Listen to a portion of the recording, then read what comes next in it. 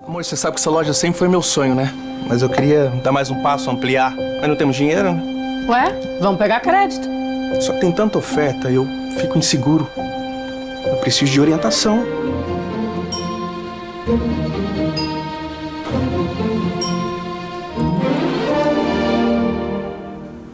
É isso. Ser bravo é me orientar. Na hora de dar o próximo passo, acredite e conte com a orientação do Sebrae.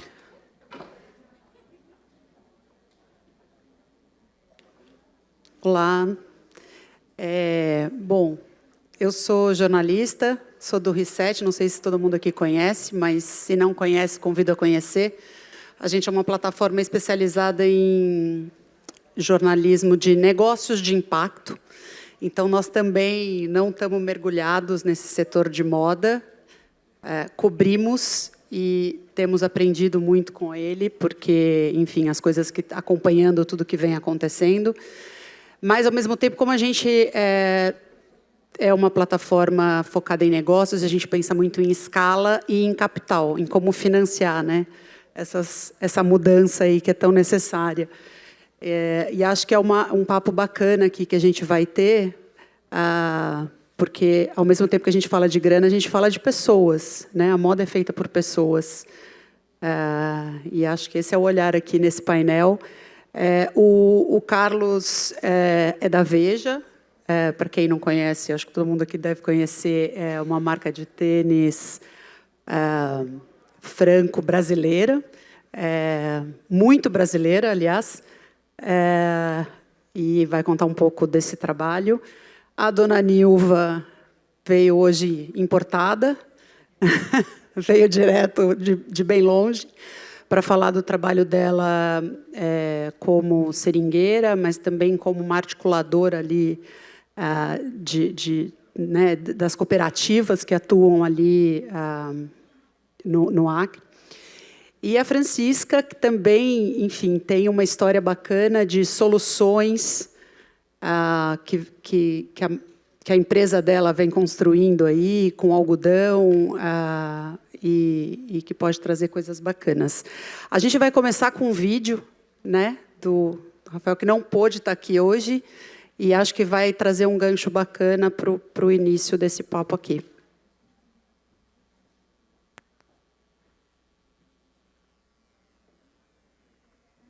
Olá, amigos do Rio Ethical Fashion.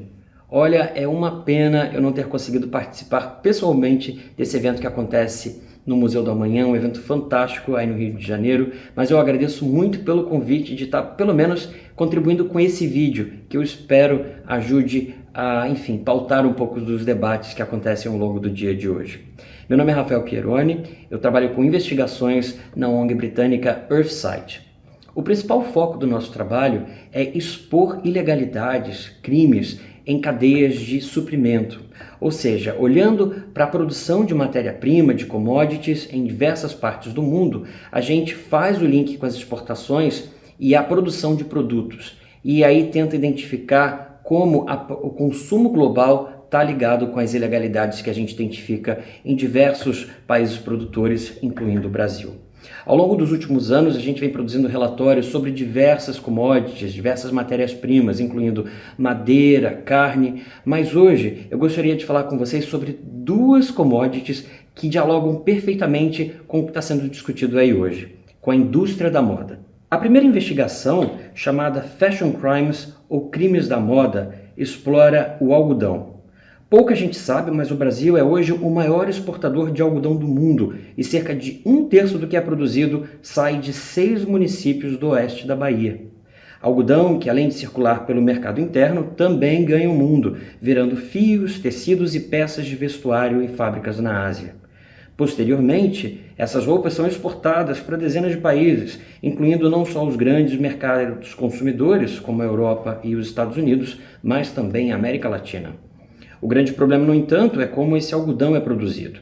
Nessa investigação, que levou mais de um ano para ser preparada, nos deparamos com uma série de ilegalidades ligando grandes produtores de algodão com desmatamento, contaminação e uso excessivo de águas, além de graves conflitos com comunidades tradicionais.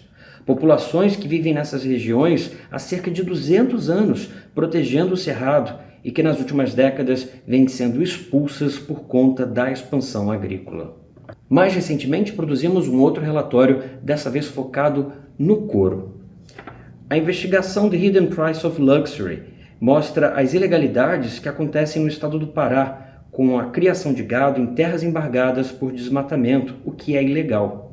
Além de áreas embargadas, também encontramos indícios de que gado ilegal produzido na terra indígena Apitereua acaba em abatedouros da região. Olhando para o couro produzido nessa região do Pará, conseguimos rastrear peles exportadas para curtumes italianos que atendem grandes marcas da moda, incluindo as de luxo. Nesses dois trabalhos, nós também questionamos as famosas certificações, os selos verdes, que dão a impressão para o consumidor de que as empresas estão a par e cientes de toda a cadeia de suprimento. Mas, ao analisar estes selos, nós questionamos e botamos em xeque todas essas promessas, às vezes vagas, que não só as empresas, como também essas certificadoras fazem.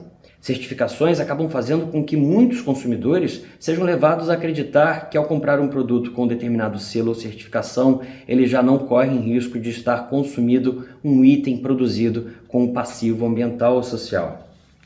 E aí, no caso, entra a segunda parte do nosso trabalho, que é exatamente a advocacy. Ou seja, a gente, depois de produzir esses relatórios robustos, a gente tenta influenciar governos a aplicarem leis que ajudem a sanar esse problema. Isso está muito perto de acontecer aqui na Europa com a regulamentação EUDR, que começa a valer no final deste ano para algumas commodities, como o couro. E é essa pressão do mercado consumidor que já começou a fazer com que outros governos pelo mundo, inclusive o brasileiro, anunciassem medidas de rastreamento.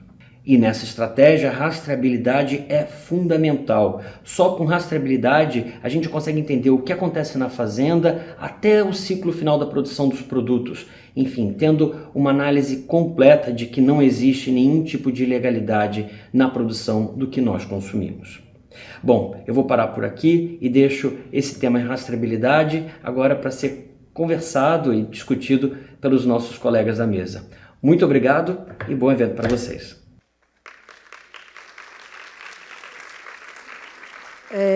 Eu acho que o Rafael traz uma coisa importante, que é a confiabilidade das certificações, né? Muitas marcas, e não só no setor de moda, mas em inúmeros setores, se apoiam nessas certificações como se elas fossem realmente confiáveis e corretíssimas e éticas e que levassem em conta tudo que devem levar. A Veja, Carlos, tem um trabalho muito in loco, né? Essa rastreabilidade está muito ligada na Veja com realmente uma proximidade física, realmente com quem fornece a matéria-prima para o tênis de vocês. Como é que essa relação foi construída e qual é a importância de realmente, sabe assim, aquela coisa do olho do dono tá ali pertinho, que diferença faz? E conta um pouco também sobre o seu trabalho na Zelar. O que é a Zelar dentro da Veja? Tá bom, Ana, obrigado. Acho que você tem razão. O nosso trabalho é tanto in loco que, às vezes, eu esqueço que a gente trabalha numa empresa do setor da moda, né, porque a gente está sempre em campo e, enfim, é sempre muito próximo das cadeias produtivas que a gente trabalha, né? Primeiro, eu queria dar bom dia para todo mundo, agradecer a organização do Rio Ethical Fashion pelo convite. Estou muito feliz de estar aqui, participando desse evento, que é importante para o setor, ao lado de pessoas com que eu admiro o trabalho. No Rio de Janeiro, né, uma cidade que eu gosto muito, mas que a marca também se identifica muito, né? A gente tem, acho que, uns 3 produtos que homenageiam o Rio de Janeiro, né? Então, é um local muito especial para nós, né? Bom, vou começar respondendo, acho que, a sua pergunta, Ana, contando talvez um pouquinho da história da Veja, que tem 20 anos. Como você disse, é uma empresa franco-brasileira. Nasceu de 2 fundadores que são franceses, mas com uma história de amor com o Brasil, né? Então, a proximidade é desde o início, né? Veio de um sonho deles, desde o momento que eles conheceram diversos projetos, né, que aconteciam aqui, relacionados com essas matérias-primas, com a borracha nativa da Amazônia, o algodão orgânico, agroecológico, né, que é um movimento de resistência que estava nascendo, né, muito forte, né, nos anos 2000, no semiárido brasileiro, de pessoas que, através do consórcio do algodão com outros produtos, né, como gergelim, milho, produziam em respeito ao meio ambiente, alimento para si próprio e uma commodity, que é o algodão, que poderia agregar valor e ser vendido com um preço melhor.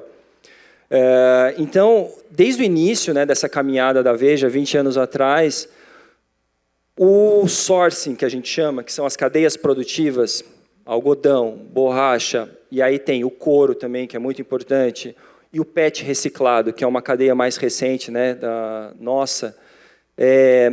Todas, eu digo que isso é o coração da empresa, né? É uma das principais áreas que a gente tem dentro da empresa. É uma equipe grande, né, de pessoas que estão dedicadas nesse trabalho e que se apaixonaram pelos projetos que acontecem na ponta, né? Então, quando a gente fala da borracha na Amazônia, a borracha nativa, que é uma commodity, tem um valor super baixo, e que a gente passa a desenvolver algumas parcerias com as famílias que estão lá. E no início da marca, a gente saiu produzindo 5 mil pares, né? Hoje em dia a gente está com 3,5, 4 milhões de pares. Então, o início permitiu que a gente tivesse muita proximidade e contato com os nossos parceiros, que são cooperativas extrativistas ou associações de agricultores. Então, acho que, na época, não existia muito essa ideia de rastreabilidade, né, mas existia, sim, o conhecer, né, de estar próximo dessas pessoas, de estar próximo desses parceiros e de ir construindo, aos poucos, essa noção de rastreabilidade, né? Então, quando se junta, né, essas diferentes cadeias produtivas para criar um produto que se chama Veja. No Brasil, né, ele nasceu como Vert, mas desde o início tinha esse nome Veja, justamente para convidar as pessoas a olharem o que tem por trás do produto, né, as histórias que estão por trás. Tudo aquilo que compõe as famílias, os projetos, né, o que representa um algodão agroecológico, né. São belos projetos da borracha nativa, que não somos nós, não sou eu que vou falar aqui sobre esses projetos, mas através de um produto a gente consegue comunicar e levar para as pessoas um pouco mais desses trabalhos incríveis que acontecem. E o processo de rastreabilidade, ele sempre foi construindo, foi uma coisa muito próxima e construindo vivo. Acho que é um processo vivo, né, em que a gente, com os parceiros, que são as cooperativas e associações, vamos entendendo como é que funciona para eles organizar a base de cooperados, a base das famílias agricultoras, como que a gente pode identificar, por exemplo, a borracha. Hoje em dia a gente consegue dizer exatamente de que família, de que seringal da Amazônia que está vindo a borracha que vai para a fábrica do tênis, né? Então tem todo um processo em que há uma marcação, que é um trabalho em conjunto com as cooperativas, né? O algodão é a mesma coisa, a gente consegue sair o algodão, os fardos que a gente fala, né, do primeiro processamento nas unidades de beneficiamento nos territórios, ele já sai identificado de qual família de qual localidade, qual que é a data. E esse processo ele foi sempre construindo aos poucos, né, no entendimento, na parceria, na conversa, em estar próximo, né? Eu acho que um dos principais aspectos que a gente sempre ressalta é essa proximidade. A gente tem uma equipe muito grande de pessoas que fazem parte do sourcing. A Wendy está aqui hoje também na plateia acompanhando. A Wendy é da equipe da borracha de Tefé, no Amazonas, e ela está responsável aí por cuidar boa parte das cooperativas do estado do Amazonas.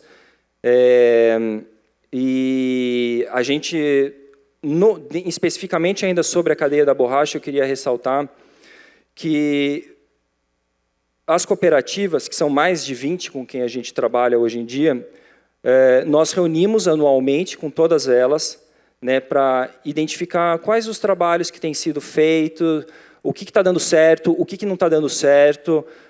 É uma construção, um diálogo, né, de proximidade, desses momentos de encontro, seja em todas as cadeias a gente faz esse encontro, mas na borracha a gente tem esse momento específico no ano, que a gente chama de Comitê da Borracha, na verdade. Todo mundo vai lá para Rio Branco, no Acre, pessoas de vários estados, sentamos lá, fazemos uma análise, né, com uma plataforma de monitoramento também, que identifica onde está acontecendo o desmatamento na Amazônia.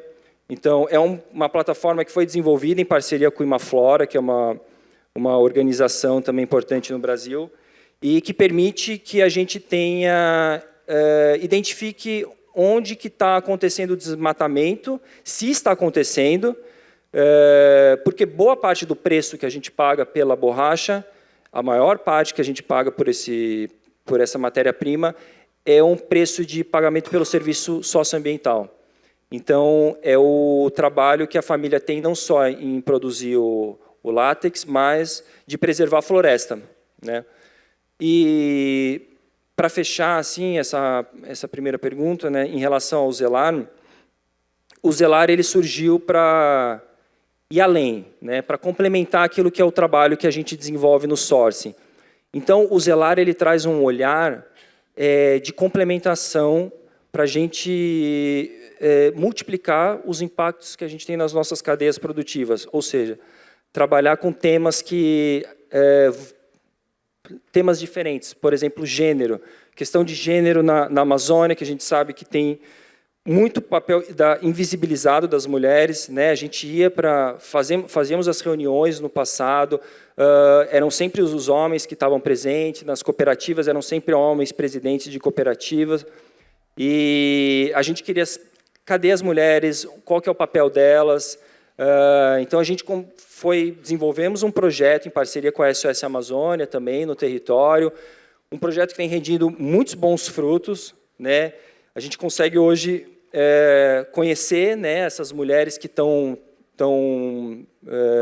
fazem parte da produção da borracha, e é justamente nessa questão, acho que das relações sociais, né, das relações sociais que a gente desenvolve de rastreabilidade, né, que é um tema talvez mais técnico, mas acho que é esse olhar que eu quero chamar a atenção, né, o mais importante é essa relação social que você vai construindo com os seus parceiros. Eu acho que é técnico, mas é humano, né? Também. E falando nas mulheres e da borracha, né, dona Nilma? Eu queria que você contasse um pouco dessa sua história. Primeiro, como seringueira, e depois como uma liderança importante ali, né? Um elo importante entre as empresas que foram buscar essa matéria-prima ali, e o trabalho de quem está nessa outra ponta, de quem vive lá, de quem né, que habita esse lugar, e como é que olhar é esse para garantir que o que é necessário para essas pessoas seja de fato conseguido? Bom dia a todos e a todas. Para mim é uma honra, um privilégio, viu, estar aqui nesse encontro muito lindo. Nosso privilégio nosso. E várias falas que realmente vêm acontecendo no nosso dia a dia. Meu nome é Nilva da Cunha de Lima, moro em Rio Branco, Acre, né, que nem você já citou, e sou presidente também de uma associação, Unidos para Vencer, que é do assentamento da onde eu moro, presidente também da cooperativa Agroextrativista Santa Fé Copácio. E eu nasci e me criei em Seringal. Então, eu, com idade de 8 anos, eu já cortava seringa, mas a minha mãe. Meu pai saía para uma estrada e eu era companheira dela, saía para outra. Então, eu já cresci, né, nasci dentro do seringal mesmo, em casa mesmo. E dali cresci nesse ramo já do extrativismo, de estar dentro do seringal. Hoje eu não me vejo fora da floresta. Eu não me vejo morando numa cidade, nem dentro de Rio Branco eu não me vejo morando, entendeu? Então, eu acho assim que Eu amo a floresta, eu amo estar dentro da mata, eu amo a natureza, para mim ali é tudo. E hoje, eu trabalho como presidente da cooperativa, é um trabalho que a gente faz, que a gente está ali dentro da comunidade, dentro ali do produtor, que nem o Carlos falou, a gente está ali bem pertinho junto com ele, fazendo um trabalho de acompanhamento, ver como é que ele está, fazendo visita, fazendo verificação de estrada de seringa. O nosso trabalho hoje, eu acho assim que a Veja, os nossos parceiros hoje, eu sempre falo que os nossos parceiros, em primeiro lugar, é a Cooperacre e a Veja, porque depois que a Veja apareceu, sendo essa parceira em comprar a nossa produção, de dar valor, agregar valor naquilo que a gente era bem desvalorizado, que eu, com 8 anos de idade, que nem eu falei para vocês, cortava seringa, amarrar minha mãe e meu pai, mas, naquela época, era muito desvalorizado. O extrativista, a borracha, muitas vezes a gente não tinha direito nem de pegar no dinheiro, a gente tinha o direito de trocar a nossa produção por mercadoria para nós sobreviver, né, na nossa sobrevivência lá dentro da floresta. Hoje, não. Hoje, com a Veja e a Cooperacre, sendo nossos parceiros, quando a Veja entrou, mudou totalmente a nossa condições de vida. Hoje, eu corto seringa, mas hoje eu me vejo valorizada, porque hoje eu pego no dinheiro. Hoje eu sei em que eu vou gastar o meu dinheiro, o que eu vou comprar, entendeu? E antes você não via. Antes, principalmente nós que era criança, que era adolescente, a gente não via. Os pais saíam na cidade de ano em ano para comprar uma muda de roupa. Então, você passava o ano todinho com aquela roupa e ia remendando aquela que ia se desgastando, né? Então, você hoje vendo a moça falando de tanto descarte de moda, de roupa, enquanto tem tantos cantos que realmente precisa disso para utilizar, para se manter, se vestir, né? Então, se a Veja entrou, gente, mudando totalmente a nossa vida. Porque hoje você vende, o preço é um preço justo, um preço que dá condições da gente sobreviver lá dentro da floresta, porque na hora que a gente está sobrevivendo, que você tem a sua alimentação, que você tem de onde você tirar o pão de cada dia para botar na mesa dos seus filhos, cada vez mais você tem vontade de preservar aquilo, porque você sabe que é dali que está vindo o nosso sustento. Então, a Veja comprando hoje, pagando um preço justo, um preço bom, faz com que o produtor cada vez mais se fortaleça, cresça. E, que nem o Carlos falou, o outro projeto da Veja que ela levou lá dentro para a gente, na comunidade, foi Mulheres da Borracha. Mulheres da Borracha alavancou, entendeu? Porque antes as mulheres elas se via como ajudante, e a mulher não. A mulher ela não é ajudante, a mulher ela realmente é uma seringueira. Então, quando a Veja entrou levando o projeto Mulheres da Borracha, que fez a capacitação para essas mulheres, aquelas mulheres que se viam invisível, elas passaram a se ver visível. Elas passaram a elas mesmo ir cortar, ela mesmo colher, ela mesmo produzir a sua borracha, vender, e ela mesmo se associou na cooperativa e vai fazer as entregas. Então, se isso cresceu. Hoje nós temos, depois do projeto Mulheres da Borracha, hoje eu tenho 37 mulheres seringueiras. Entendeu? Que ela mesmo corta, ela mesmo colhe, ela mesmo faz a entrega, ela mesmo sabe em que vai gastar o dinheiro dela. E, através dessas mulheres, a gente também trouxe jovem. Nós, hoje, temos 25 jovens atuando na cadeia da borracha. Hoje, ninguém tem vergonha de dizer que é seringueiro. De primeira, as pessoas tinham vergonha de dizer que era seringueiro, mas hoje não. Hoje, com a Veja, quando ela entrou com esse projeto Mulheres da Borracha, ela alavancou. Tanto só na parte das mulheres, como também na parte do jovem.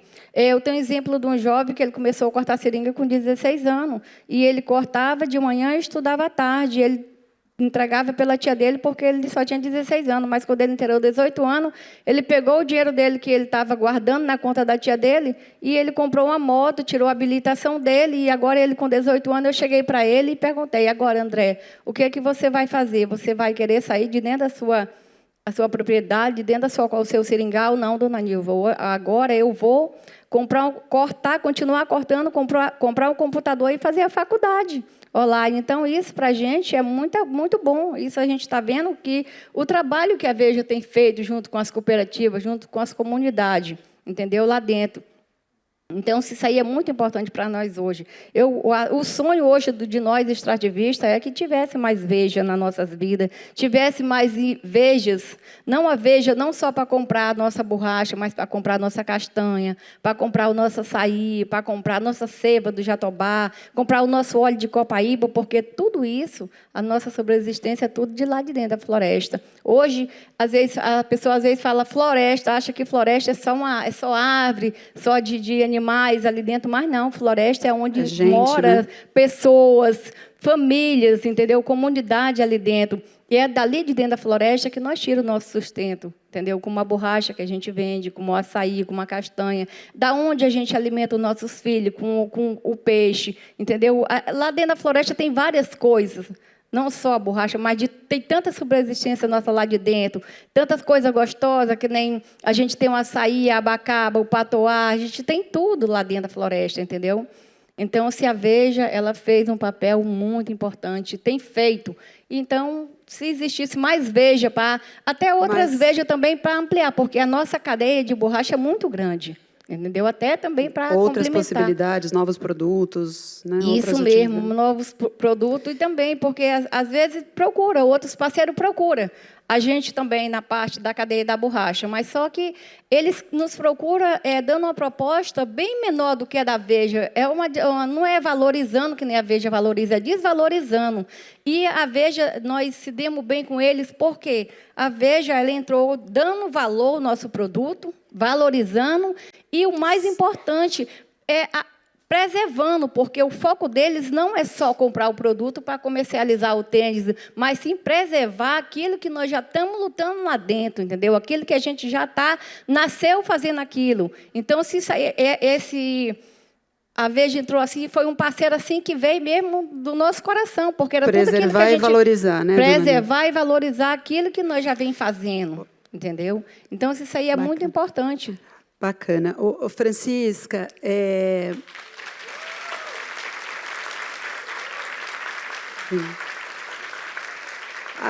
acho que o Carlos falou um pouco da visão da empresa e a dona Nilva falou do lado de quem está do lado da matéria-prima, né, as pontas dessa cadeia. Eu acho que o seu trabalho na Natural Cotton Color, ela vai um pouco desse início até o fim, dessa cadeia de valor toda, né? Você vai do algodão até o produto final. Queria que você contasse um pouco sobre como você estruturou essa cadeia para que ela funcionasse e quais foram os maiores empecilhos para unir essas duas pontas. Olá, bom dia, né? Acho que ainda é bom dia a todos. Obrigado ao REF, né, por estar aqui, podendo contar um pouco, né, da história do algodão, da marca Natural Cotton Color. Vamos tentar resumir aqui, porque 20 anos de trabalho é complicado para apresentar aqui em poucos minutos, mas nós, no caso, né, a gente fala de outro bioma, né, a caatinga. E a caatinga, diferentemente da floresta, não tem a riqueza alimentar, no caso, né, que é a questão como a Nívia fala, do peixe, da castanha, do açaí, ou seja, são tudo isso alimentos riquíssimos, enquanto que a realidade da gente da caatinga é exatamente o contrário. Nós não temos peixe e o pouco que tem estão matando com a criação de tilápia. Nós não temos frutas em grande escala, uma goiaba, é uma manga, o caju, né, que inclusive muitos deles não dá nem para exportar. Então, por isso que algodão, inclusive, é considerado na FAO como um produto de segurança alimentar, que é o caso, no caso da Natural Cotton Color, é exatamente isso, né? A gente pagar um preço justo e, principalmente, deixando bem claro quanto é que se paga por esse produto, né? Isso é a primeira coisa que tem que ser feita, e nós criamos um evento chamado Dia da Colheita. E esse Dia da Colheita é exatamente nesse dia onde se assina contrato de compra, é nesse dia que discute e se diz o valor que é pago por 1 quilo de algodão e como fazer dinheiro com o resíduo que sobra dessa pluma. Ou seja, a gente paga hoje R$ 24,00 por 1 quilo de algodão em pluma. Nós pagamos para o agricultor certificar, né, porque ele não teria condição de arcar com os custos de uma certificação GOTS, por exemplo, como nós estamos às portas, né, já estamos lá na plataforma do GOTS, como 0 não conformidades, então, apenas esperando os trâmites, né, da Alemanha, Ecocert, sei lá, essa parte lá, que a gente entrega o valor para o agricultor, mas nós não participamos do processo, até porque seria antiético. Então, a gente não tem contato com certificadora, com absolutamente nada. A gente tem o certificado de transação comercial que chega para nós a partir da compra do algodão. Então, essa questão da certificação, quando se fala que ela não dá a segurança de que o produto realmente é sustentável, que realmente dá essa credibilidade, depende muito de que tipo de certificação você está usando, né, que você está contratando. Né? Um GOTS vai garantir que o meu algodão é sustentável?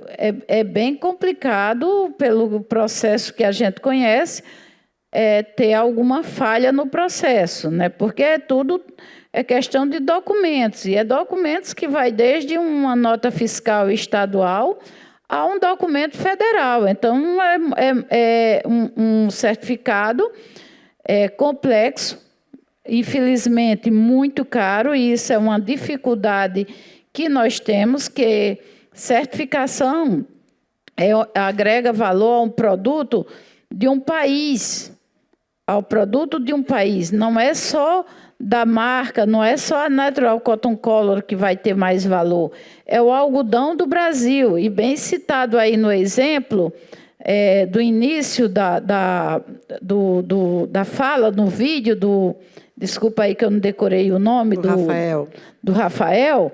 Por que isso acontece? Certificação fajuta, o nome é bem esse mesmo, não sou muito de economizar, não.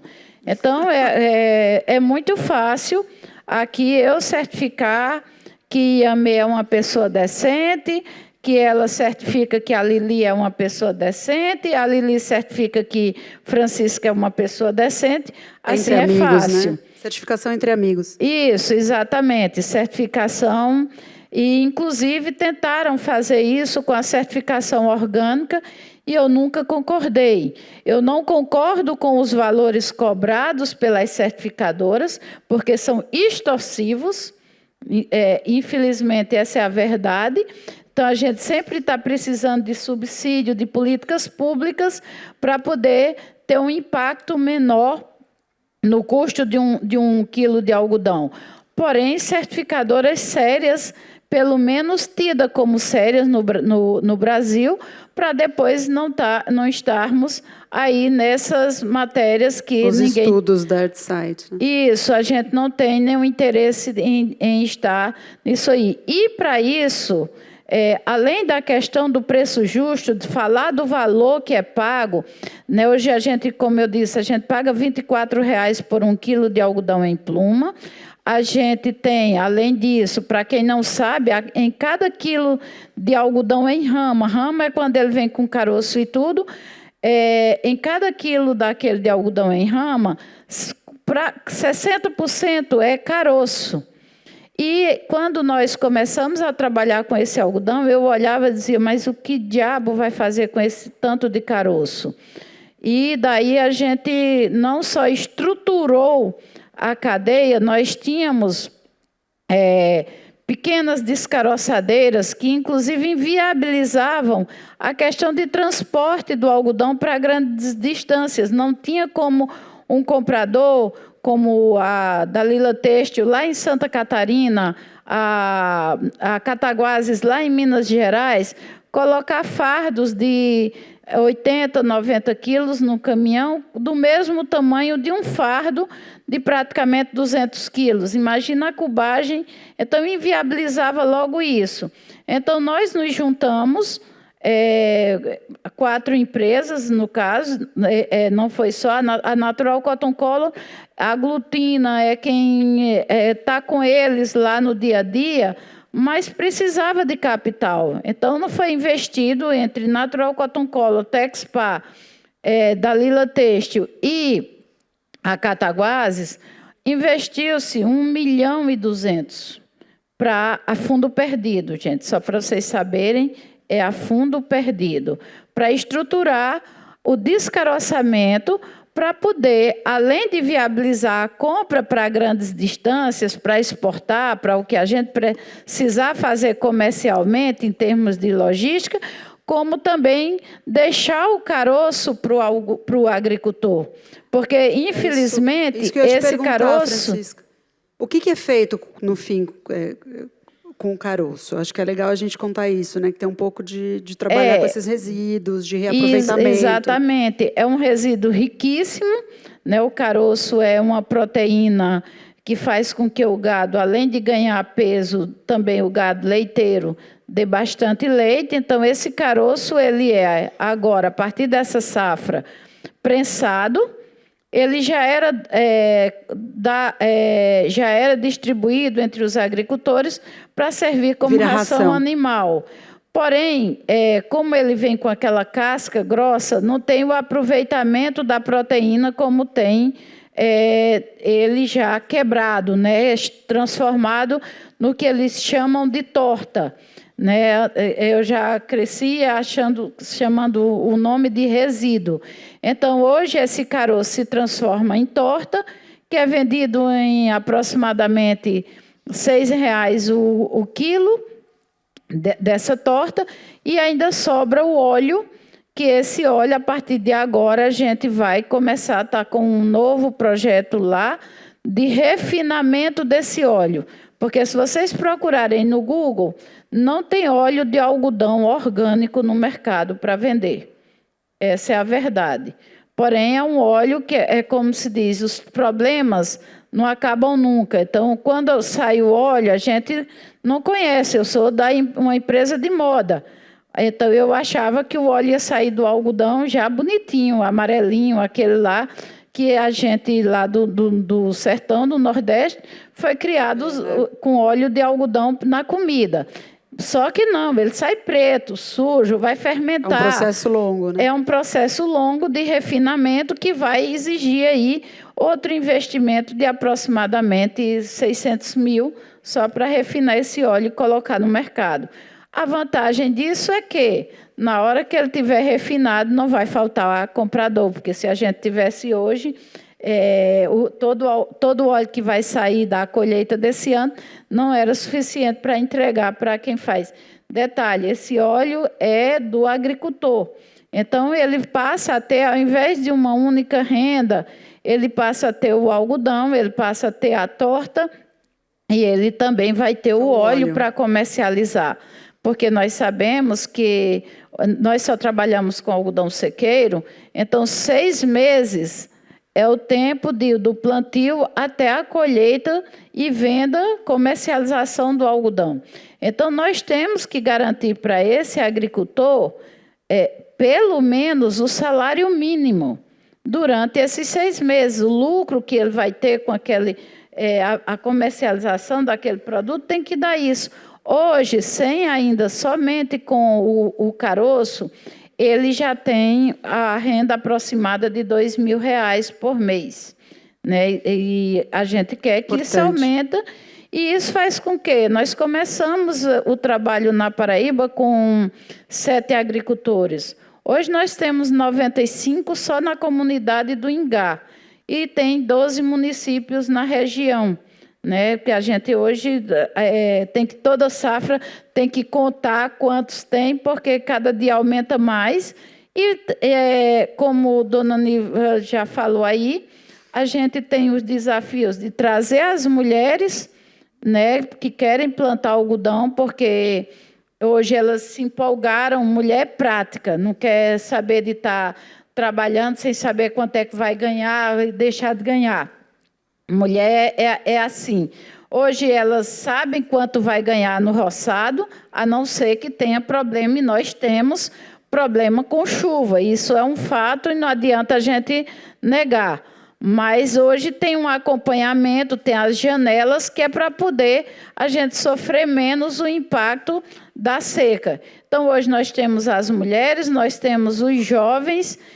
Nós montamos uma descaroçadeira de 34 toneladas lá dentro, foi montada e construído por uma mulher, que fui eu. Então, isso aqui, para quê? Para que mostre para as mulheres saberem que elas fazem parte daquele processo. E os jovens, hoje, nós, quando terminamos de montar a descaroçadeira, a gente trouxe um mecânico para treinar os jovens para poder, quando quebrar aquela máquina, eles terem como consertar. Eles não ficam na mão de ninguém. Então, a máquina quebra, os jovens consertam. Então, isso tudo aí para eu transformar esse algodão em fio, depois em tecidos, né? Hoje, a marca da gente, além de vende fios, vende tecidos e vende roupa, que é isso aí que está ali exposto, que... Mas construindo essa cadeia, né? Que eu acho que é isso que é importante a gente olhar aqui, acho que esse é o papo aqui, de mostrar que, quando a gente fala em moda sustentável, em sustentabilidade no geral, regeneração ou conservação, é impossível a gente desvincular do S, do ESG, né? Do social, não tem como. Da política, do impacto que vai ter na vida dessas pessoas, nas transformações que você pode gerar, seja aí levando mais mulheres ou mais jovens, transformar economicamente a vida dessas pessoas. Então, acho que a moda, quando fala, eu, como não sou do setor, ouço muito a coisa da gente falar do consumidor, né? De mudar a cabeça do consumidor no consumo, de ser um consumo mais responsável e também de levar, acho, para o consumidor essa ideia de transformar a vida dessas pessoas que estão fazendo o que a gente está consumindo, né? Mas se você não transforma, você não está fazendo sustentabilidade, você está explorando. Então, nós chegamos, eu vou falar especificamente com a comunidade comunidade do Ingá, porque é a mais conhecida devido ao dia da colheita, sei lá, é o maior número de cooperados, mas nós chegamos lá e a gente tem fotos há 4 anos atrás, né, nós tínhamos vários galpões, ruínas daquela antiga empresa Anderson Clayton, eram ruínas mesmo, somente as paredes, que a gente chegava perto e rezava para não cair em cima da gente. Hoje, eram 7 agricultores que tinham como patrimônio, talvez, a enxada, para cavucar lá a terra. Esses agricultores, hoje eles têm, desses depósitos, como essas ruínas, nós já recuperamos 4 deles, né? Eram 6, nós já recuperamos 4. Eles têm hoje uma descaroçadeira em torno que só a máquina vai ali mais ou menos 1,5 milhão, né? Esses depósitos eles valem em torno de 1 milhão. Eu mesmo escrevi um projeto para o Cooperar, que é uma iniciativa governo do Estado com o Banco Mundial. Então, hoje, eles, com esse dinheiro do Cooperar, é o maior projeto que a Paraíba tem, é esse nosso lá. Eles recuperaram 2 galpões, compraram a prensa, eles têm seu próprio carro, né? O carro, uma Toro, acho que é assim, ou coisa parecida. Eles têm seu trator, eles têm um carroção. Transformou, né? Então, acho que esse é o... hoje ele tem um patrimônio que você olhando fácil. Bacana. De zero, eles têm um patrimônio de 5 milhões de reais. Transformou. Gente, a gente está sem tempo, obrigada. Acho que foi bem bacana. E vai gerar outros papos aí, vocês descendo daqui. Acho que tem muita conversa para acontecer ao longo do dia. Obrigada, gente.